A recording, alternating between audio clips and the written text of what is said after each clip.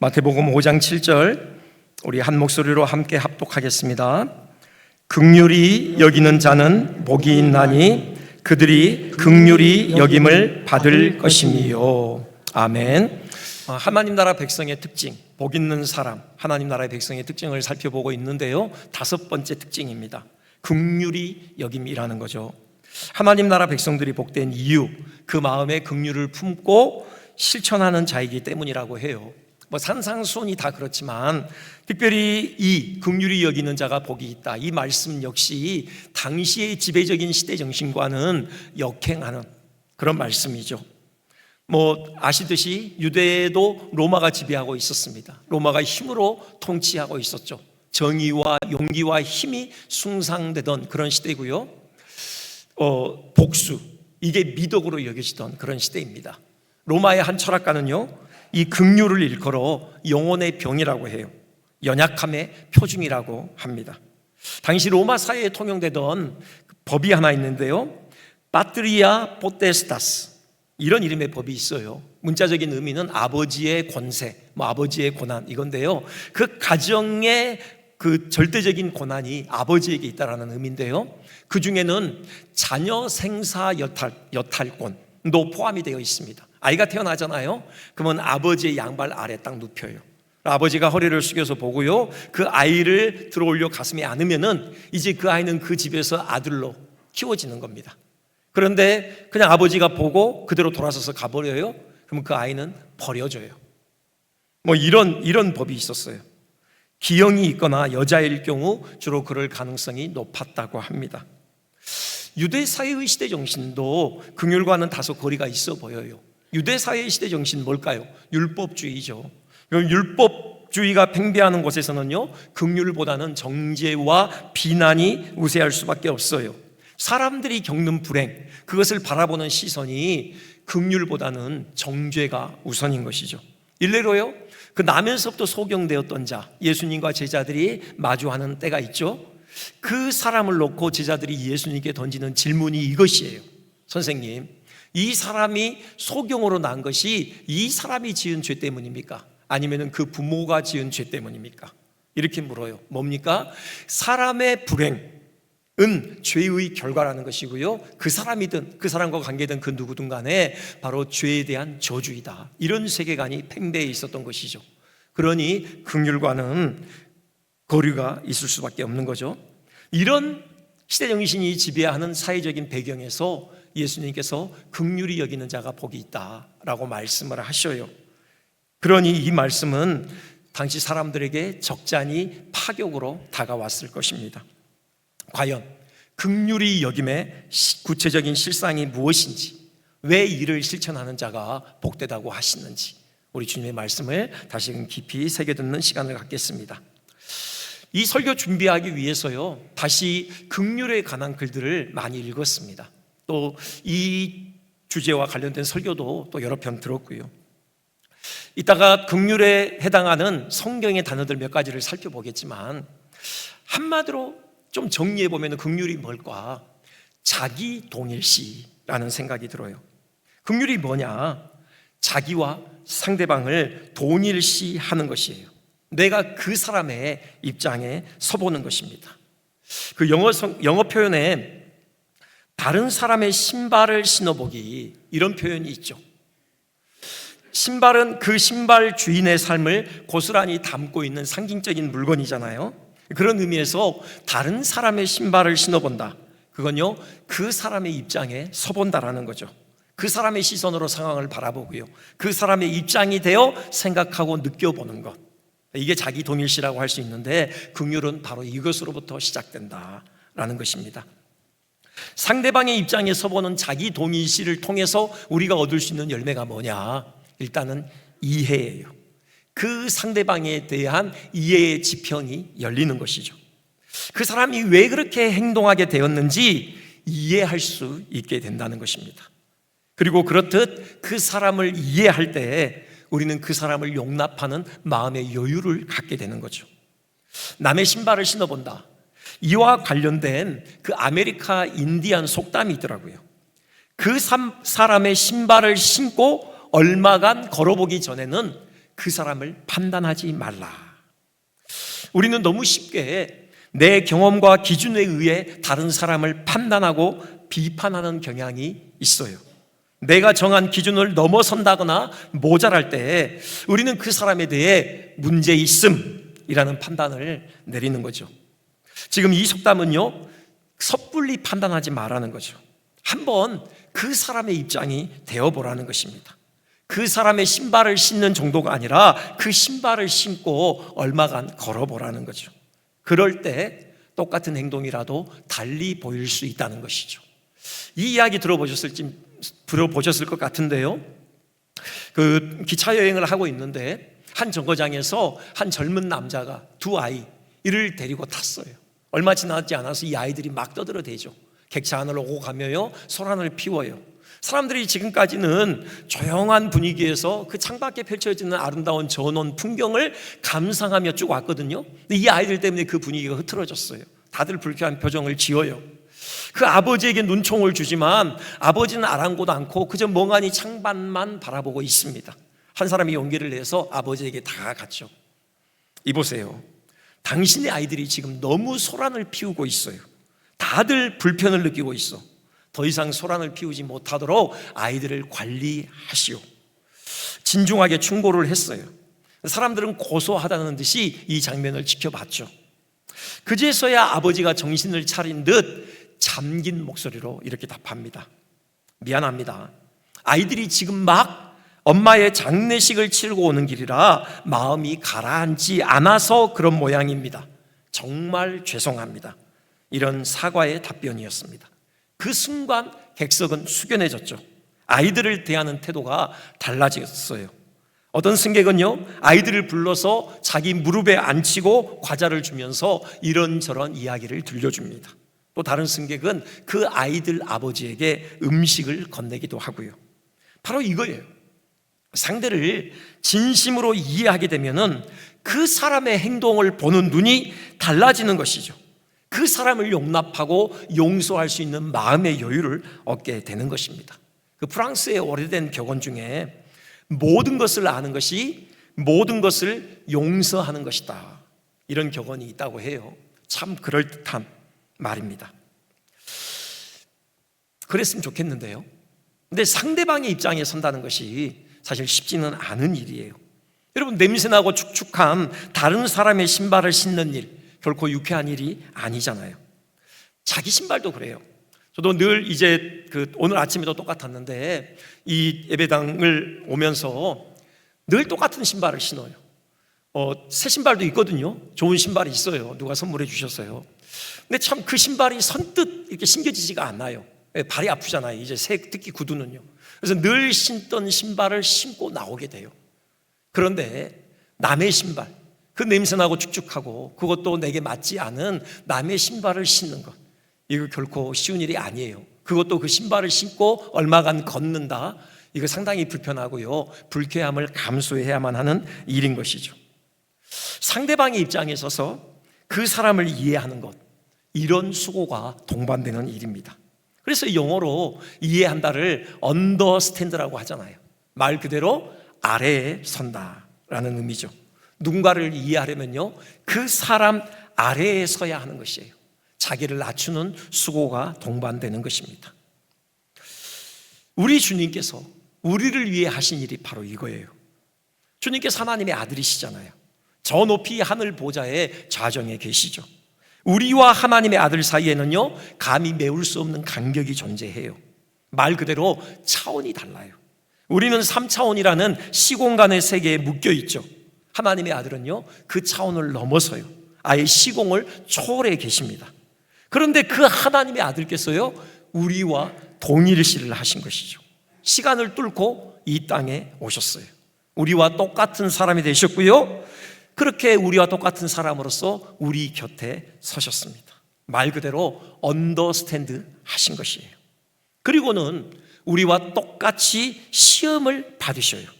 히브리서 4장 15절 그렇게 선언하죠. 모든 일에 우리와 똑같이 시험을 받으시니라고요. 우리의 냄새나고 축축하고 불편한 신발을 신으신 것입니다.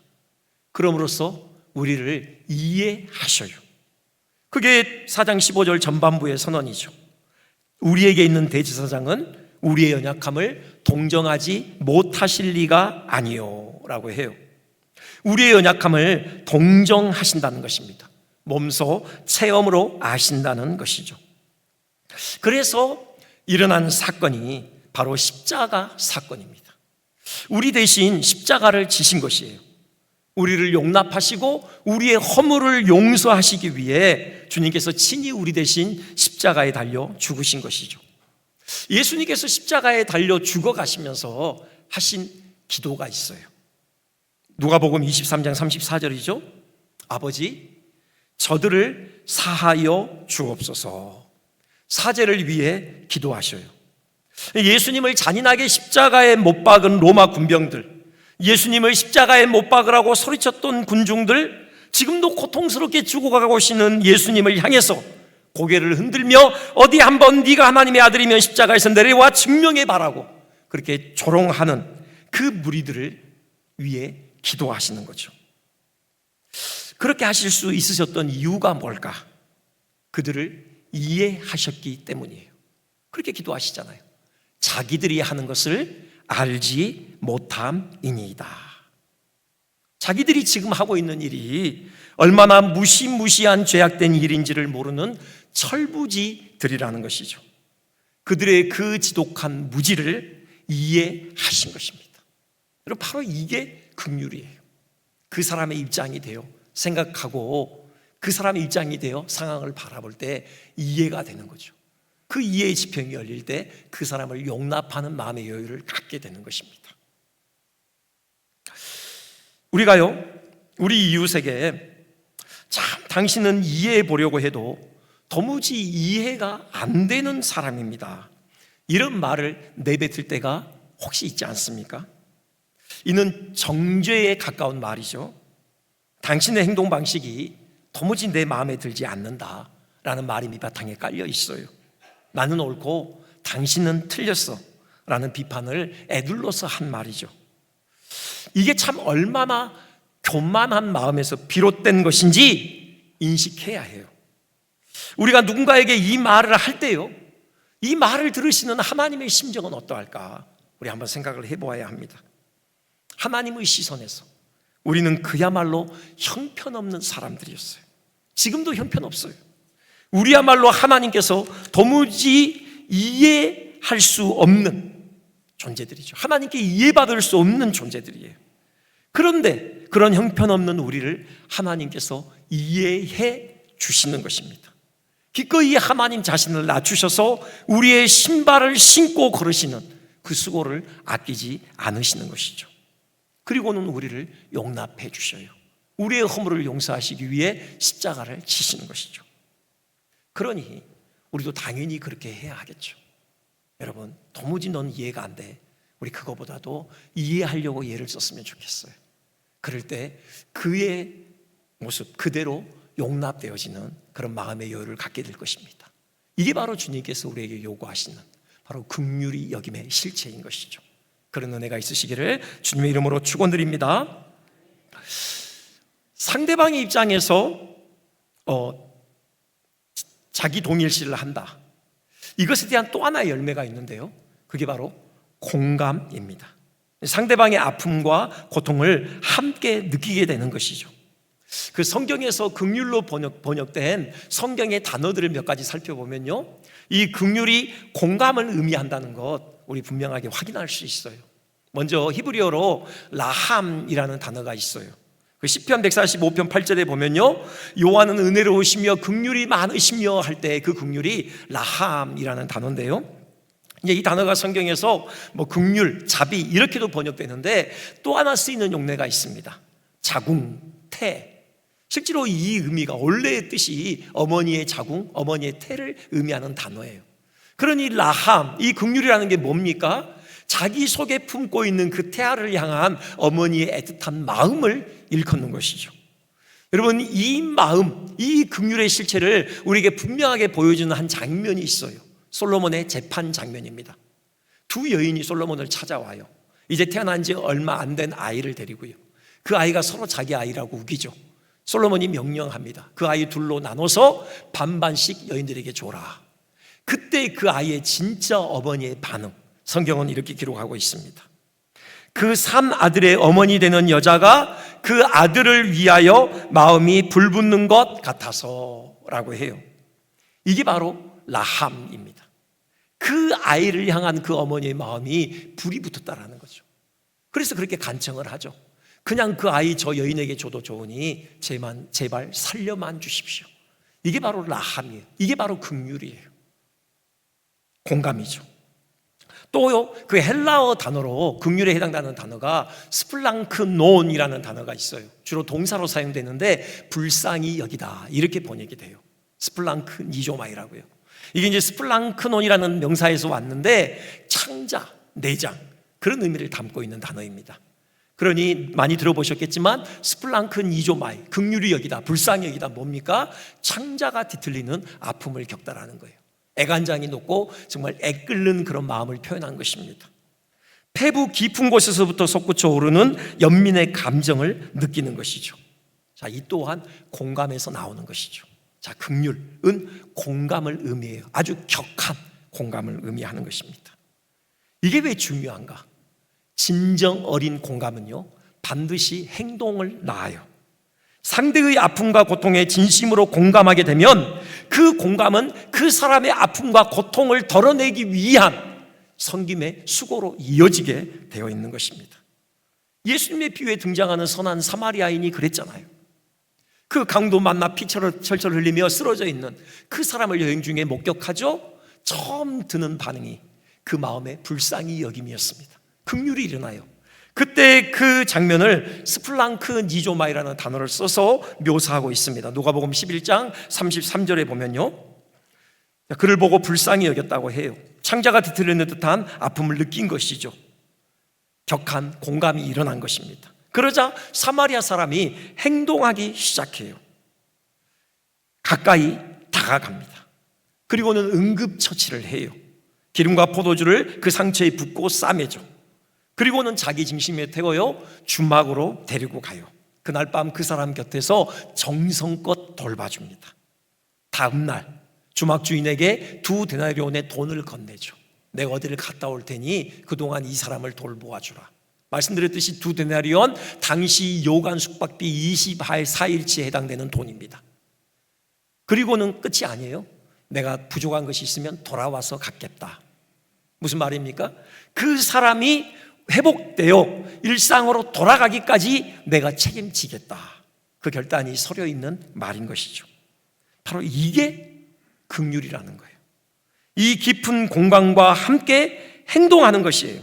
그냥 어려운 처지에 있는 사람을 보고 아, 불쌍하다 하는 순간적인 감정의 소비로 끝나지 않아요. 그 아픔을 덜어내기 위한 행동에 착수하는 것입니다. 내 것을 내어주는 것이죠. 시간이든 물질이든 몸의 에너지든 소중한 나의 것들을 내어주는 것, 여기까지가 주님께서 말씀하신 긍휼에 해당되는 것이에요. 예수님의 사역의 동인 또한 이 긍휼이었습니다. 이 공감이었어요. 마태복음 9장 35절부터 보면요, 예수님의 지상 사역을 몇 가지 단어로 정리하고 있어요. 회당에서 하나님의 말씀을 가르치셨죠. 무리들에게 천국 복음을 선포하셨습니다. 그리고 모든 병든 곳과 모든 약한 것을 고치셔요. 예수님께서 지상 사역에 이런 사역들로 이렇게 구성되어 있었죠. 그런데 이렇게 하신 이유를 그 다음 구절에 밝히고 있어요. 무리를 보시고 불쌍히 여기시니 라고 하셔요. 여기도 스플랑크니조마이라는 단어가 사용되고 있습니다. 이거예요. 무리를 보시고 불쌍히 여기셨던 거죠. 온갖 삶의 외환을 가지고 신음하고 있는 그 무리들에게 격한 공감을 하셨던 것입니다. 창자가 뒤틀리는 듯한 아픔을 느끼셨던 것이죠. 그래서 능력을 행하셔요. 능력 있는 말씀을 선포하시고요, 바로 기적을 베푸셔서 그들의 그 삶의 외환을 덜어내셨던 것입니다. 불쌍히 여기는 마음이 기적을 행하심으로 이어졌던 것이죠. 그래서 어떤 주석가는 우리가 이제 기도하잖아요. 우리가 하나님의 능력 행하심을 구하죠. 병에서 고쳐주십시오, 물질의 궁핍함을 해결해 주십시오, 관계를 좀 회복시켜 주십시오. 뭐 이런 하나님의 능력을 구하는 기도를 하는데 그 능력 행함에 포커스를 두지 말고 불쌍히 여겨달라고 기도해라, 이렇게 권면을 하더라고요. 왜요? 하나님께서 우리를 불쌍히 여기시면요, 반드시 기적으로 이어진다라는 거죠. 반드시 능력 행함으로 이어진다라는 것입니다. 최고의 우리를 위하여 행하신 기적이 뭐예요? 십자가에서 죽으심과 부활하심이죠. 그로 인하여 우리를 죄와 사망에서 건져내시고 영원한 생명을 안겨주신 것입니다. 우리도요, 공감이 필요해요. 근데 그러기에 뭐가 필요한가 생각해 봤더니 멈춰섬이 필요해요. 정말 우리의 발걸음이 분주하잖아요. 그냥 앞만 보고 달려가잖아요. 좀 멈춰서서 눈을 열어서 주변을 돌아보는 여유를 가져야 한다는 거죠. 강도 만나 피 흘리며 쓰러져 있는 이웃을 볼 수 있어야 해요. 그의 그 신음에 귀를 기울일 수 있어야 하는 것입니다. 누군가 도움이 절실히 필요한 사람이 나의 분주한 삶 안으로 들어오는 것을 우리가 기꺼이 허용해야 한다는 거죠. 그때 우리는 비로소 주님이 복되다고 하시는 긍휼히 여기는 자가 될 것이에요. 특히 주님의 우리를 향한 긍휼의 특징 한 가지 생각해 보고 싶은데요, 바로 다함이 없다라는 겁니다. 무궁하다라는 거예요. 주님의 긍휼은 주님의 신실하심을 동반해요. 그 에레미야 선지자가 이렇게 노래하잖아요. 여호와의 인자와 긍휼이 무궁하시다고 해요.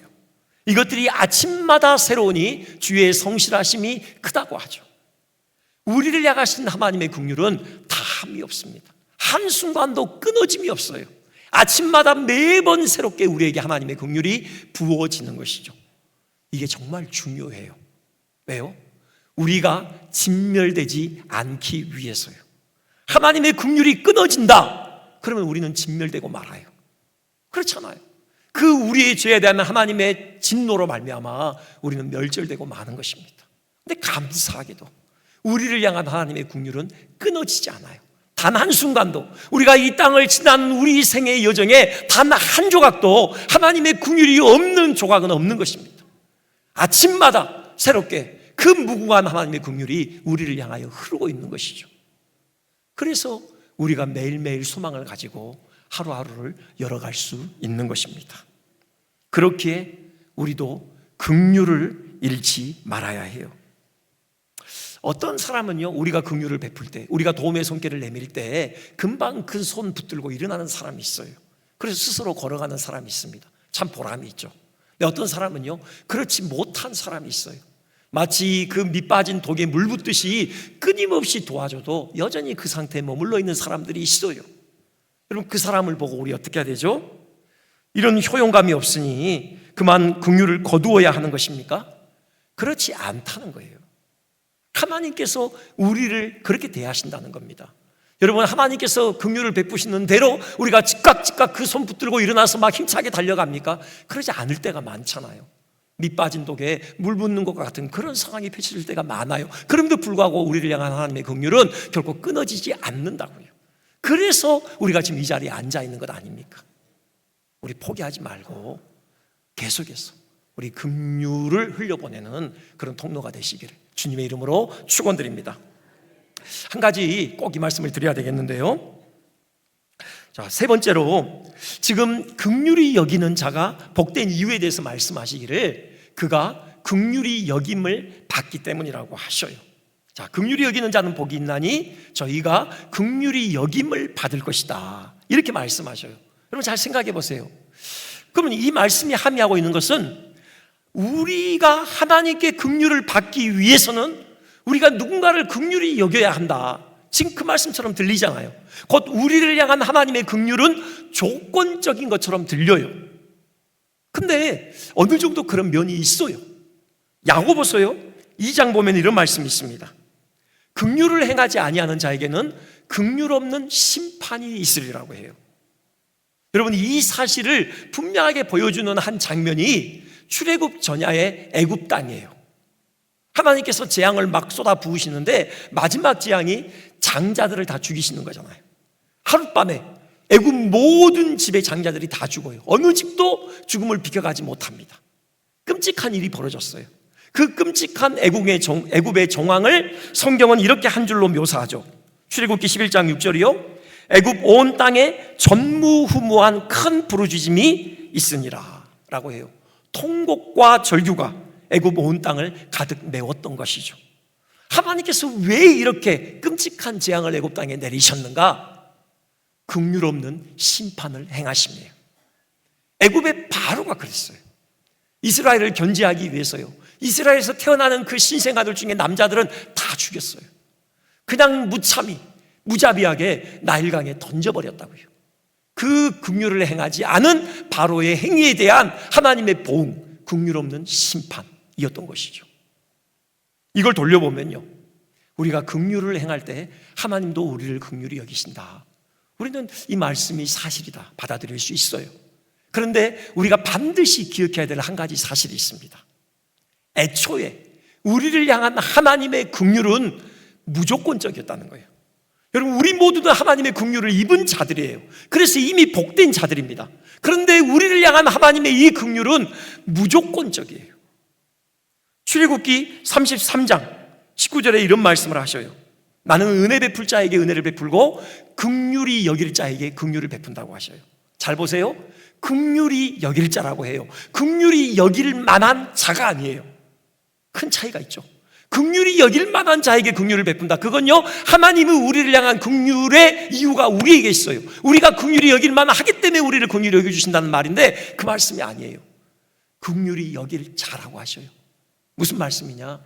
우리를 향한 하나님의 긍휼은 전적으로 하나님의 주권적인 결정에 의한 것이라는 것이에요. 우리의 어떠함과 상관이 없어요. 그냥 주권적으로 우리를 긍휼히 여기시기로 작정하셨고 그 작정에 의해서 우리를 긍휼히 여겨주시는 것이죠. 그것 때문에 우리가 다른 사람을 긍휼히 여길 수 있는 것이에요. 하나님께서 우리에게 부어주시는 그 긍휼 때문에 우리가 다른 사람에게 긍휼을 흘려보낼 수가 있는 것입니다. 여러분, 용서와도 같아요. 하나님께 진 1만 달란트의 빚을 하나님께서 우리에게 탕감해 주셨다는 그 사실을 확신할 때 우리는 우리 형제가 우리에게 진 100데나리온의 빚을 탕감해 줄 수 있는 것이죠. 마찬가지로 우리를 향한 하나님의 그 크신 긍휼의 크기를 우리가 헤아릴 때 우리는 비로소 다른 사람에게 긍휼을 베풀 수 있는 것이에요. 그 말씀이에요. 긍휼히 여기는 자는 복이 있나니. 왜 긍휼히 여기는 자가 복이 있어요? 그 사실 자체가 함의하는 것은 그에게 하나님의 긍휼이 부어졌다는 사실이에요. 그는 이미 하나님의 긍휼을 경험하고 있는 자라는 사실이죠. 그러니 우리가 긍휼을 행하지 않는다? 그게 의미하는 건 뭐예요? 하나님의 긍휼을 받지 않았다. 내지는 우리에게 부어지고 있는 하나님의 긍휼이 뭔지 모른다. 그런 의미예요. 아닙니다. 여러분, 우리는 하나님의 긍휼을 받은 자로서 다른 사람을 긍휼히 여겨야 해요. 이 말씀만 드리고 말씀을 마치겠는데요, 우리가 이웃에게 베풀 수 있는 최고의 긍휼, 역시 그 영혼의 구원을 위해 섬기는 것입니다. 유다서 1장 22절 보면요, 이렇게 돼 있죠. 어떤 의심하는 자들을 긍휼히 여기라 라고 해요. 여기 의심, 뭘 의미하는 겁니까? 믿음이 연약한 자들이죠. 그러니까 하나님께서 베푸신 그 구원의 은혜를 확신하지 못하는 사람들이죠. 우리 그 사람들을 정죄하고 비난하기보다는 긍휼히 여겨야 한다는 것입니다. 그들의 연약한 믿음이 말씀의 든든한 기초 위에 세워지도록 도우라는 것이죠. 23절에서는요 또 이렇게 진술해요. 어떤 자를 불에서 끌어내어 구원하라 라고 하죠. 그러면서 두려움으로 긍휼히 여기라고 합니다. 불에서 끌어내어 구원하라, 무슨 의미일까요? 지옥불을 의미하는 거죠. 어쨌든요, 우리가 인간적인 무슨 조건을 가지고 있든지 예수님을 믿지 않으면요, 그 사람이 서 있는 길은 지옥 불구덩으로 떨어지는 길이에요. 어느 순간 떨어질지 몰라요. 곧 그에게 복음을 전해서 예수님을 믿게 하는 것은 그 지옥불에서 그 영혼을 끄집어내는 것이죠. 불에서 끌어내서 구원하는 것, 이것이 우리가 이웃에게 베풀 수 있는 최고의 긍휼의 형태라는 것입니다. 긍휼히 여기라는 거예요. 여러분, 지지리도 예수님을 믿지 않는 저 완악한 인간 이렇게 정죄하는 게 아니라요, 긍휼히 여기라는 거죠. 두려움으로 긍휼히 여기라는 것입니다. 우리 이렇게 이웃에게 우리 긍휼을 베푸는 사람들 됐으면 좋겠어요. 그럴 때 하나님께서 우리에게 더 큰 긍휼을 부어주실 거예요. 긍휼의 상승작용을 경험하게 될 것입니다. 우리가 서 있는 삶의 자리, 우리 주님께서 흘리신 피로 세우신 그 하나님 나라가 선명하게 드러나는 그런 은혜가 있으시기를 주님의 이름으로 축원드립니다. 한순간도 끊어지지 않는 다함이 없는 그 무궁한 하나님의 긍휼을 우리 가운데 부어주시니 감사합니다. 하나님의 긍휼을 입은 자들로서 이제 이 땅에 주께서 우리를 하나님의 백성으로 세우신 이유, 하나님의 그 긍휼을 세상 가운데 흘려보내도록 통로로 사용하시기 위함이온데 하나님 순종하기를 원합니다. 하나님 발걸음을 멈춰 세워 이웃을 돌아보며 신음하는 이웃의 신음의 귀를 기울이고 고통하는 그 고통에 공감하기를 원합니다. 그 고통을 덜어주기 위한 섬김의 수고를 아끼지 않는 정말 긍휼히 여기는 자들 되게 하여 주시옵소서. 우리의 인격의 행보를 통하여 우리가 서 있는 삶의 자리, 주께서 흘리신 피값으로 세우신 하나님의 나라가 더 선명하게 드러나게 하여 주시옵소서. 이제는 우리 주 예수 그리스도의 은혜와 하나님의 사랑과 성령님의 위로 교통하심이 긍휼히 여김을 받은 자들로서 긍휼히 여김을 실천하는 자들 되기를 결단하는 주의 거룩한 백성들 머리 위에, 그들의 삶의 여정과 또 가정 위에, 교회 위에, 특별히 하나님의 긍휼이 전적으로 필요한 영혼들을 위해 이제로부터 영원토록 함께 계실지어다. 아멘.